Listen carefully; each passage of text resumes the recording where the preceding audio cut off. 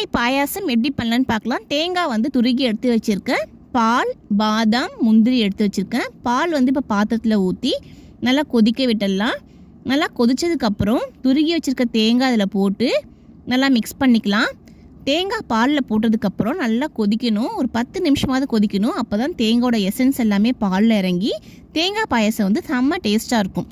இப்போ வந்து நல்லா கொதிச்சதுக்கப்புறம் இது கூட நட்ஸ் போட்டிருக்கேன் நான். பாதாமும் முந்திரியும் என்ன விருப்பமோ அந்த நட்ஸ் போட்டுக்கலாம்.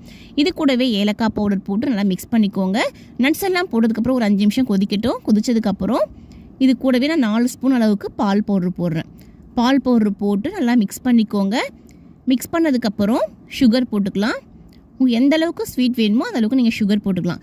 சுகர் போட்டு கொஞ்சம் நேரம் கொதிக்க விடுங்க. பால் கொஞ்சம் சுண்டட்டும். சுண்டதுக்கப்புறம் இதை அப்படியே எடுத்து ஃப்ரீசரில் வச்சுட்டு சாப்பிடும் போது பாதாம் பிசின் இருக்குல்ல, அதெல்லாம் ஊற வச்சு போட்டு சாப்பிட்டு பாருங்கள். செம்ம டேஸ்ட்டாக இருக்கும். நீங்களும் ட்ரை பண்ணி பாருங்கள்.